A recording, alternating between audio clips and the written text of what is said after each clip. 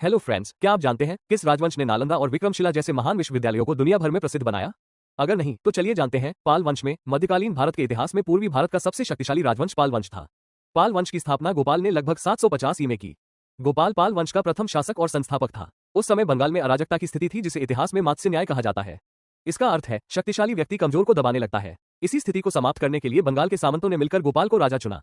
अर्थात पाल वंश का उदय बंगाल की अराजकता समाप्त करने के लिए हुआ।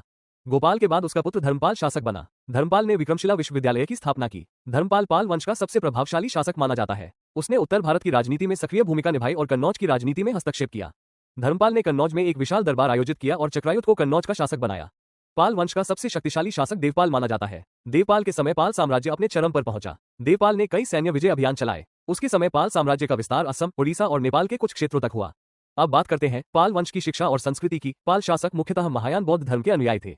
उन्होंने कई बौद्ध शिक्षा केंद्रों को संरक्षण दिया। पाल काल में प्रमुख शिक्षा केंद्र थे नालंदा विश्वविद्यालय, विक्रमशिला विश्वविद्यालय। पाल काल में नालंदा अंतर्राष्ट्रीय शिक्षा केंद्र था और पाल काल में बौद्ध पांडुलिपि चित्रकला विकसित हुई। पाल वंश के शासक ताम्रपत्र दान जारी करते थे। अब चलते हैं कला और स्थापत्य की ओर। पाल काल में एक विशेष कला शैली विकसित हुई जिसे पाल कला शैली कहा जाता है।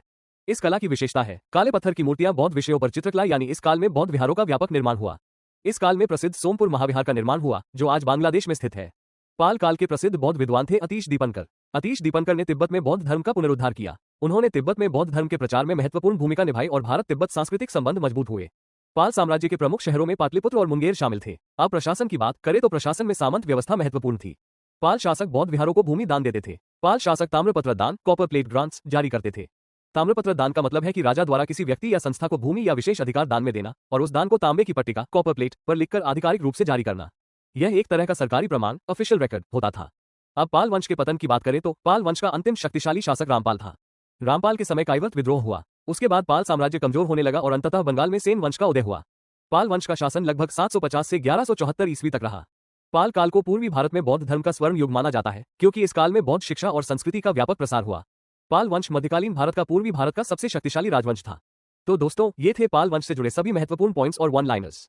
अब कुछ MCQs और PYQs देख लेते हैं। ऐसे ही स्मार्ट रिवीजन और क्विक सक्सेस के लिए जुड़े रहिए हमारे channel TGT one liner blast के साथ। Thank you.